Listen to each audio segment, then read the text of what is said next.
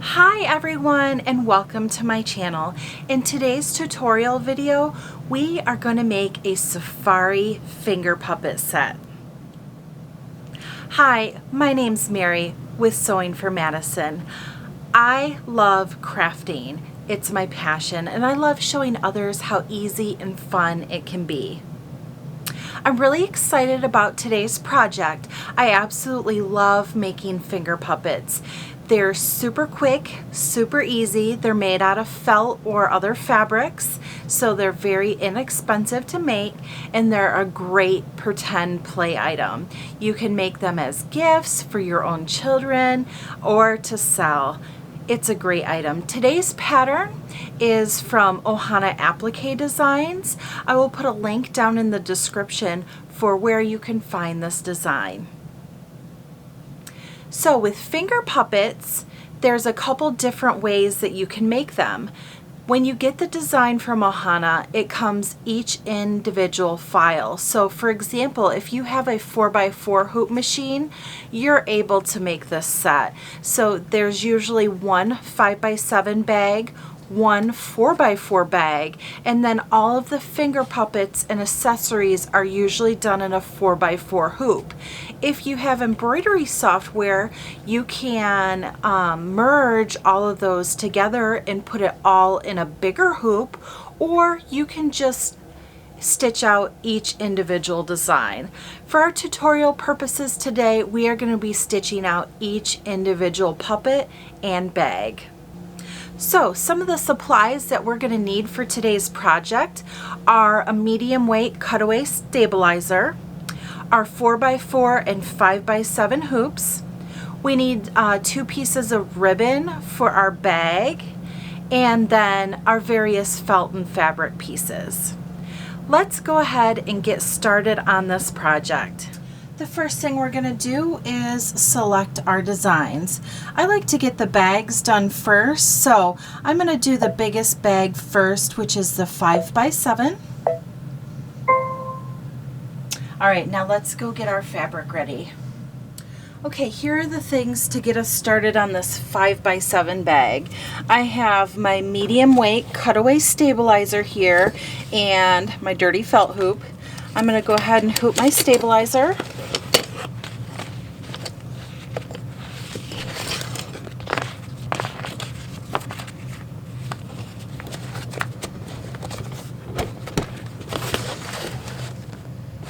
Okay, and then here are the pieces of felt that we are using. So I'm going to be using a blue background for the sky.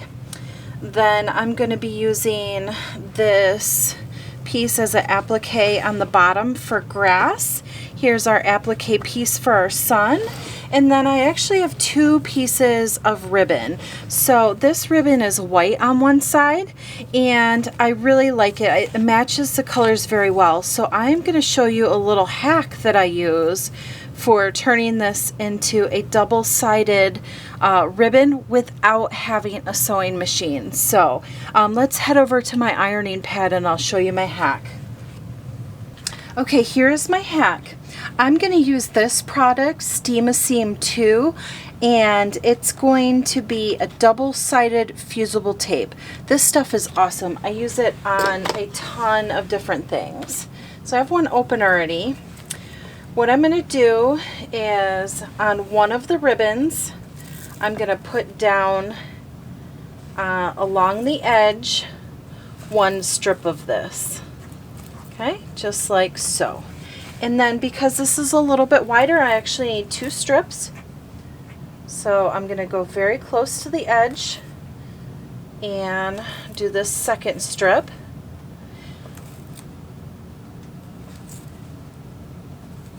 And how this stuff works is it's sticky on one side and it has paper on the other. So when you put your iron down, it activates the glue.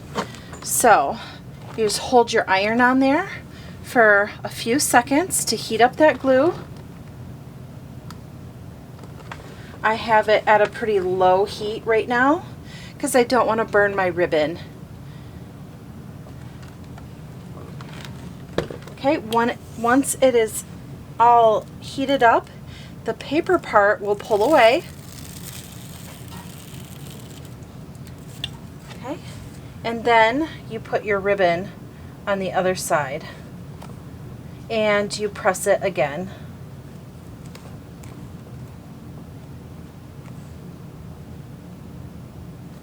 Make sure you line up your edges good.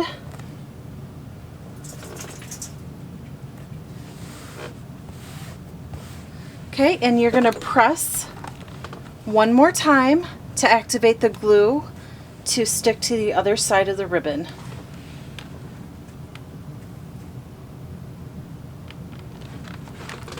Okay, all finished. So now we have a double-sided ribbon. Before I get too far in my tutorial, I wanted to show you guys how I store and organize my small felt pieces. So I use this little storage cart here. I got it off Amazon and it's really great. So I have it organized out by color. So all the orange pieces, the reds, the yellows, and so forth. So I have white, cream, red, orange, yellow, green, blue, purple, brown, and then a black/gray. And it works really well to organize those scraps. Okay, the very first step is going to be our placement stitch. I'm going to do that in black so you guys can see it better.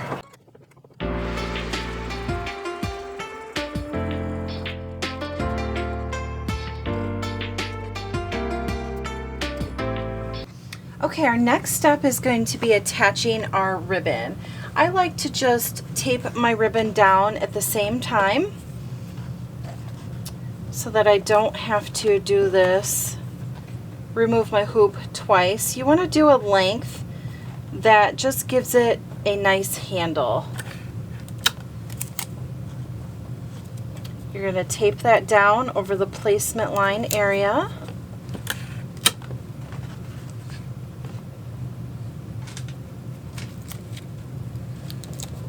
And then back to the machine.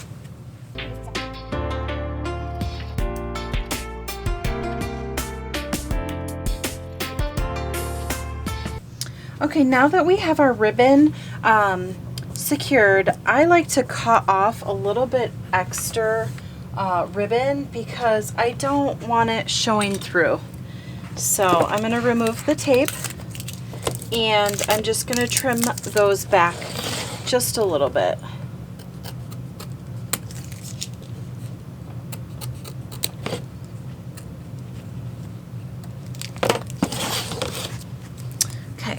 Now we are ready to place our back fabric down, and I'm going to use a little bit of basting spray to secure this piece of felt down. I recommend that you spray over a trash can and do not spray directly on your cutting table or your hoop because it gets everywhere. Now basting spray is temporary. This is a lengthy stitch out, so I am just going to use a pin on this side here and also a pin on this side here, and you can see I'm nowhere near my stitch line, so my foot is not going to hit those, and that's going to keep that piece of felt from shifting around in the hoop. Back to the machine.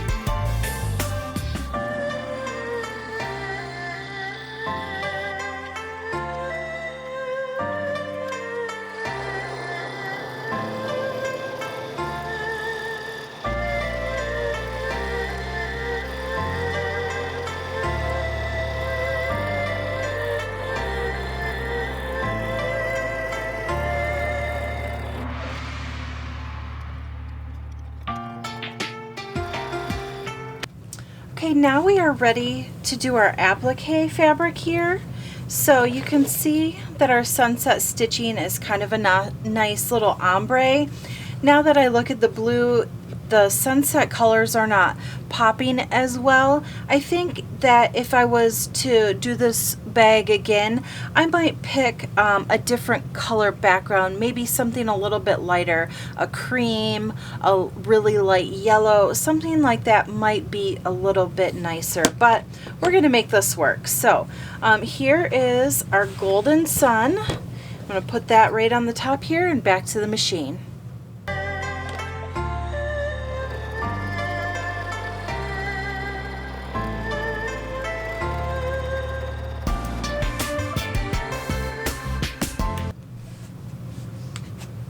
Okay, now I'm going to trim up this applique piece.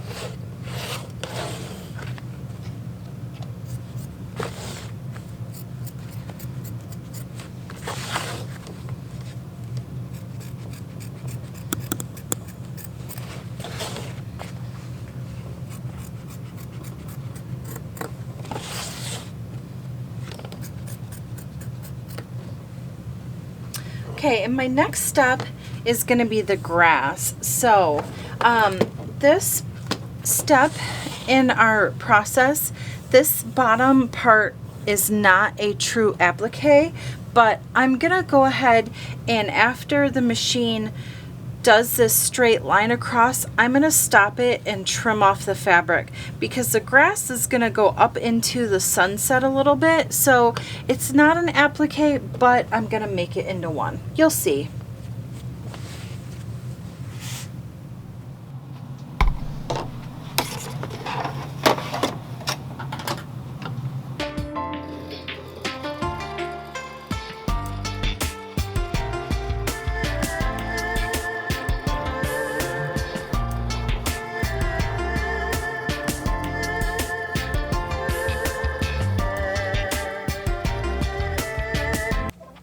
Okay, so now you can see that the grass is sewn on here.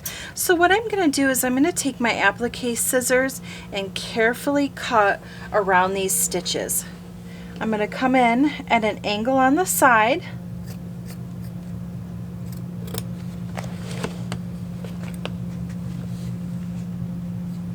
And then just round it out. My hand might be in the way of the camera, but sorry, I'm a righty, so to do this pull upwards just slightly.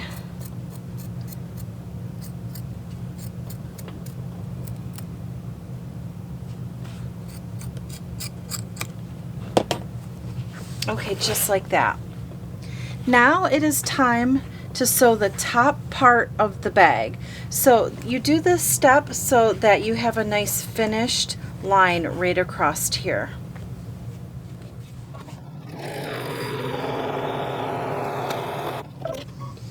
Okay, so we have our top line secured. I'm going to go ahead and remove my pins. I'm going to flip my hoop over and I'm going to attach the back fabric of my bag. You can just tape this on.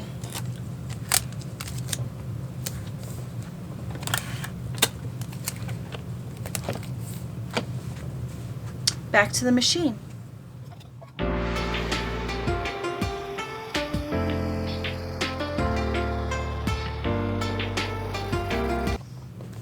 Okay, our bag is now complete. I want to do one extra thing, and that is to cut in between the little grass spikes, and that is going to give the grass a little fringe look. You don't have to do this, but I think it'll look better if I do this. So I'm going to just take a really small pair of scissors and just do a couple snips in between some of the longer grass shreds.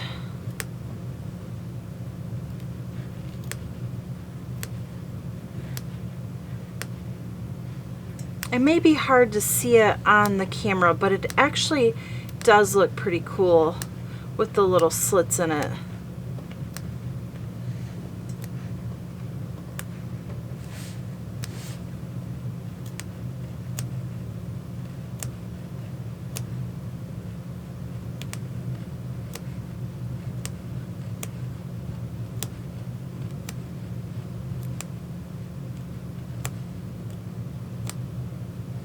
almost done.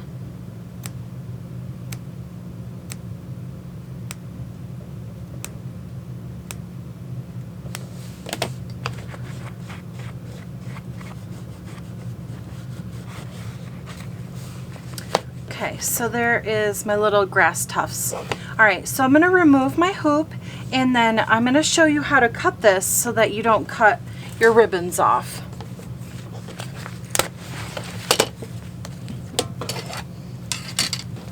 Okay, so what I like to do is cut these 3 sides first. You want to leave about maybe not even 1/4 of an inch seam allowance on the side here.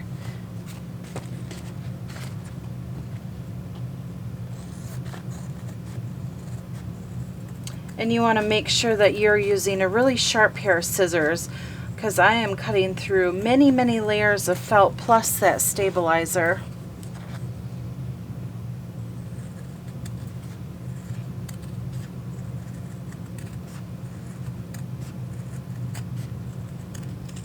Okay, I'm going to make this next part a little easy for you. So I'm just going to come to the inside here and do 1 straight snip all the way down. Same thing on the other side. Okay, now what I'm going to do is fold this down, flip this over. I'm going to fold this down so that I don't accidentally cut it, and I'm going to cut this middle part out.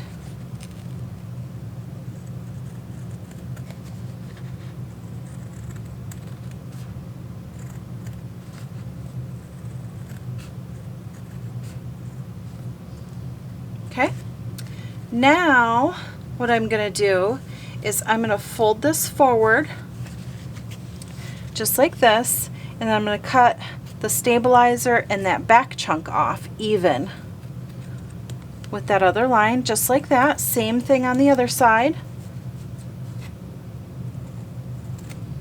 Okay, now I'm going to flip the bag over and do that one more time on the front sides.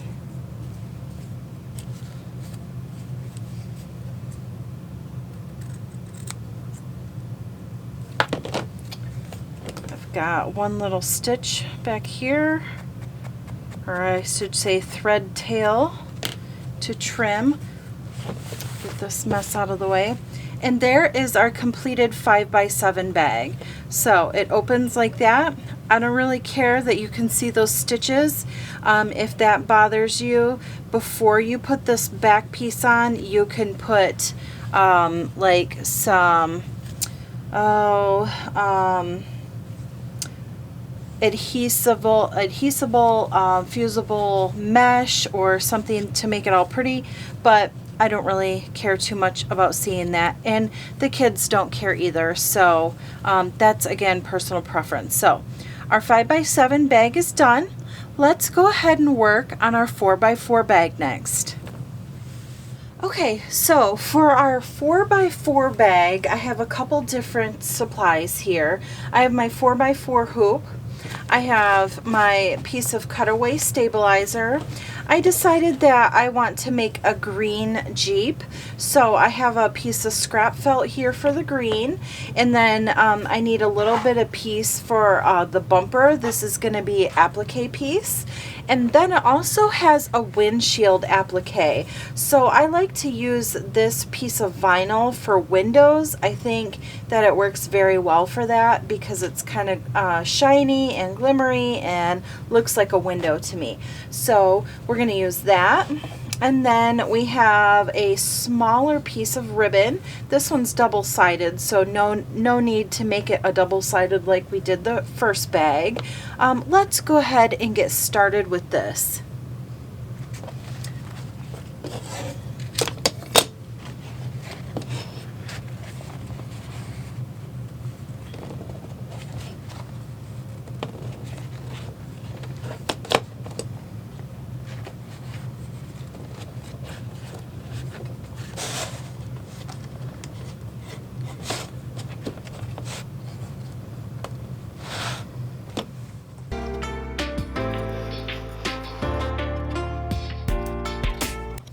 now we are going to attach the ribbon here and here.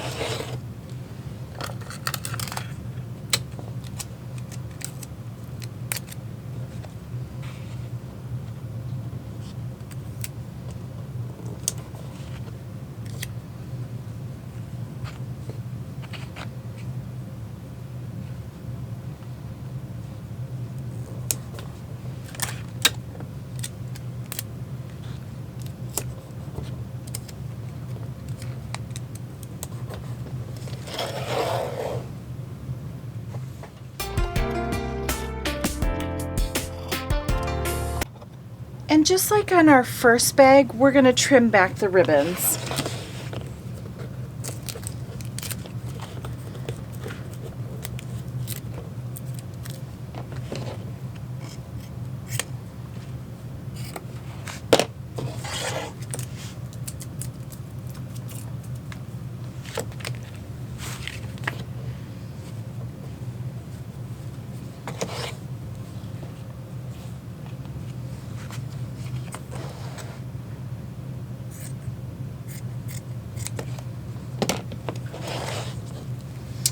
And I'm going to use some of my temporary adhesive spray on the back side of this piece to hold it down.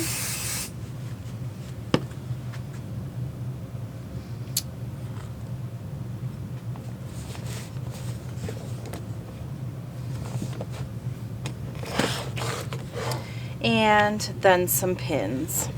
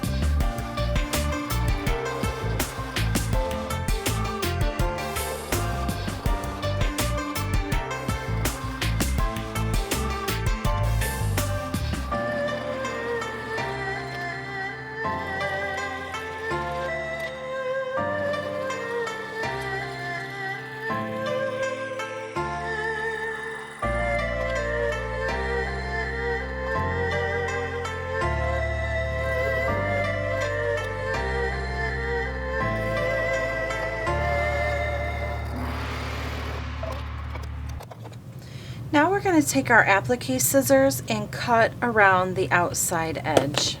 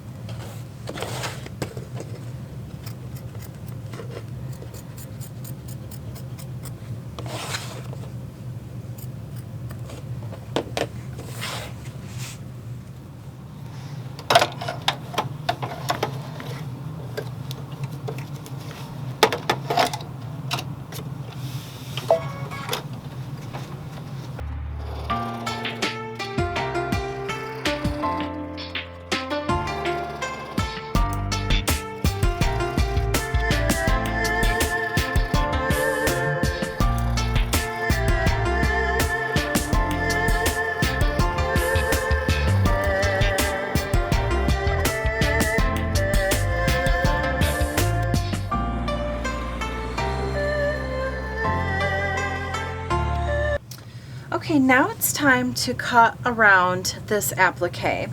Also, if you guys are curious on what this was that I was using on the stitching, this is just a silicone spatula. I got it at the dollar store, and I use it to hold down the edges of my fabric during appliques and not my actual finger, because you never want to do that for safety reasons. So This, it doesn't matter if a needle punctures it or not. It's gonna be safe with the silicone. It's not gonna break your machine, but it is gonna save your fingers.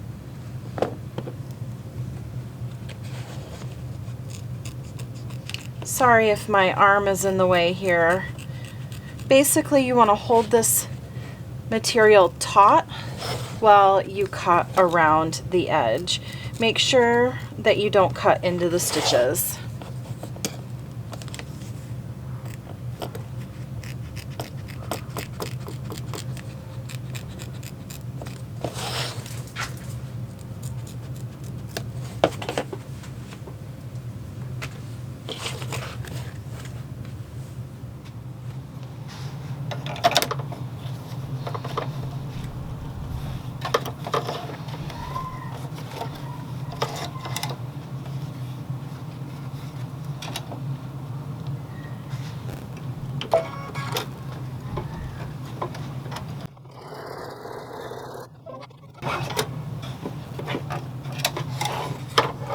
Okay, so we've sewn here along the top edge of the bag. Now I'm going to remove these pins because it's time to put the back piece of fabric on.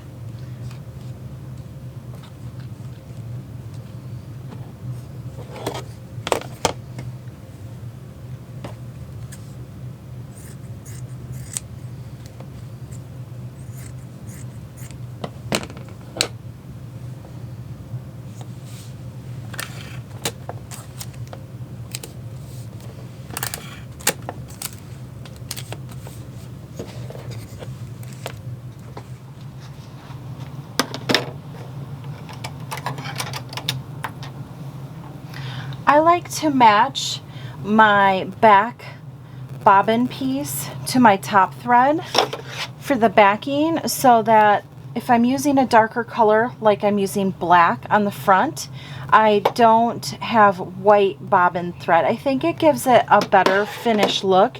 You don't have to do this. This is just my personal preference. So I'm going to put my black bobbin thread in for this.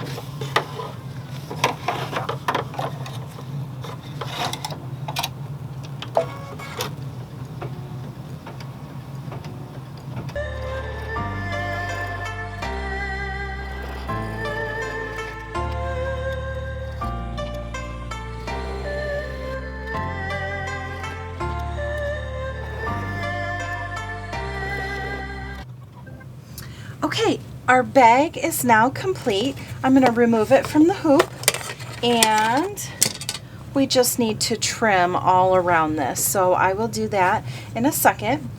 You can see how I have the black bobbin thread on the back, and then your black top thread on the top in our nice little window. So, okay, so before we move on, I would like to talk to you about using contrasting colors on your finger puppets.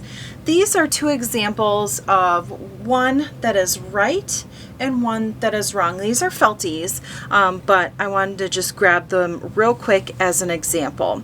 So what you don't want to do is use blended colors like this. So on this clown, I used a red thread to do the hair. It doesn't pop very much. I did use black down here for the bow tie, but you can see that the hair just does not stand out. This is incorrect, okay? Here is the correct way. I used black to outline the white, and I also went black around the horn as well. This is an example of contrasting outlining colors versus not contrasting outline colors. Again, this is a preference, but the standard rule of thumb is this is incorrect and this is correct. So you guys can be the judge of that. I will be making my finger puppets in a contrasting color form.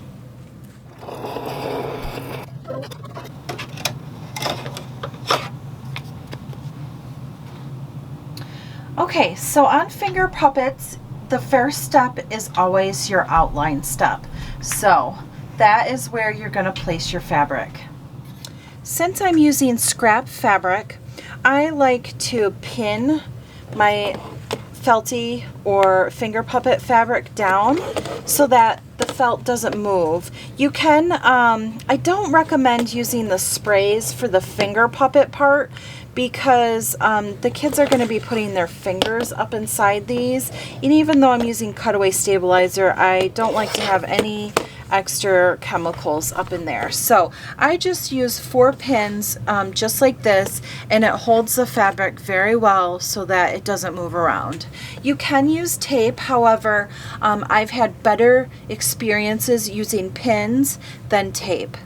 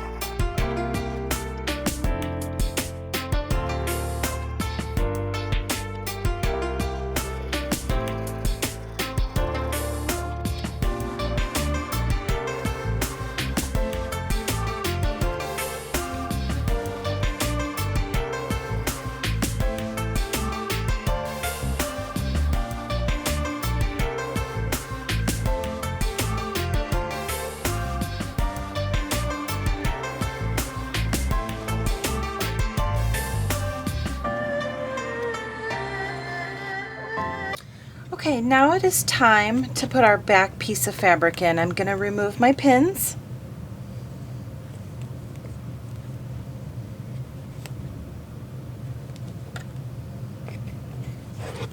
Flip my hoop over and attach my back fabric with some tape.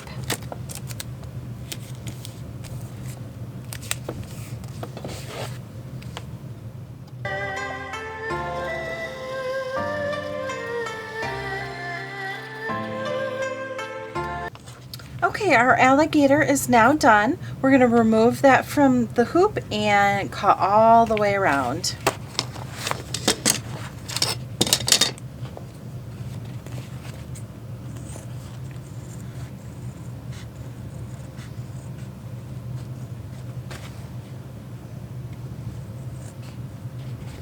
I like to leave about a 1/8 of a seam allowance around the stitches.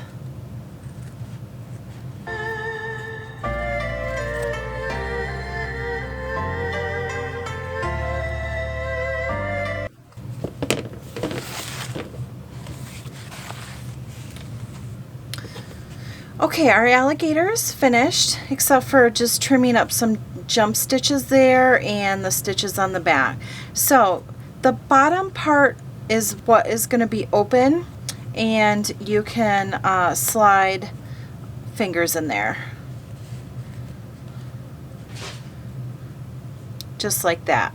So I'm going to go ahead and stitch up the rest of the finger puppets. So enjoy this time-lapse video.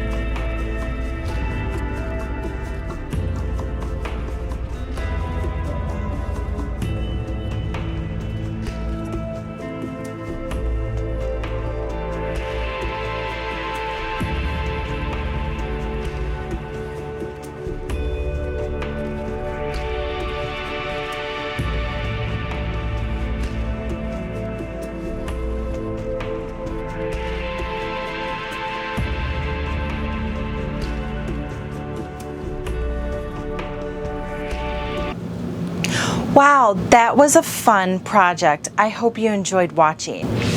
I'm going to go over some pro tips with you that will help you work on your next embroidery project. During the time-lapse video, you may have noticed that I kept switching out my bobbin thread. I would use white, then I would use black, and there's a couple reasons for that. When you are working on a lighter material like tan or a white, sometimes depending on your machines, if you're using a white bobbin thread with a black top thread, the bobbin thread can show through just a tad. It doesn't have to do with a tension issue. That's just the way that some machines work. So on my machine, that's one of the downfalls of it. So I switch out to a black bobbin thread when I'm using a dark black color on a lighter material. It gives a nice finished look.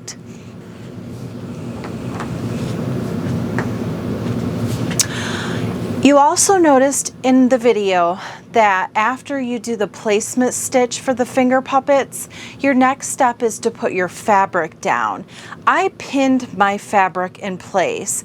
I like to use pins versus tape because it's more secure. So when you're pinning your fabric down, you just want to make sure that your presser foot is not going to hit those pin heads. Otherwise, it will break your needle and possibly break your machine. Make sure it does not catch those pins. Now, when we were cutting all the finger puppets, you'll notice that I left a really good 1/8 of an inch seam allowance. I did not go any larger than that or smaller. It gives it a really nice crisp finish look. Now, one last thing, actually two last things to talk about. Remember to use contrasting outline colors. So on this tiger, for example, the outline stitch is done in black instead of in orange. It makes the finger puppets really pop and stand out. So remember, correct contrasting outline stitches. My last pro tip is to help you reuse some of those empty spools that you might have laying around. So the finger puppet is actually on an empty spool of thread. I believe these are the 1,000 meter. The 500 meter spools tend to be a little thicker round, and a lot of the finger puppets don't actually fit over that shaft. So if you have 1,000 meter ones, the smaller spools, you can easily fit finger puppets on them. My daughter actually prefers to play with these finger puppets with the spools inside, and it cuts down on our waste in the landfills. I hope that you really enjoyed watching this tutorial today. Make sure that you smash that like button and you subscribe to my channel for more tips, tricks, and tutorials. Until next time, happy crafting.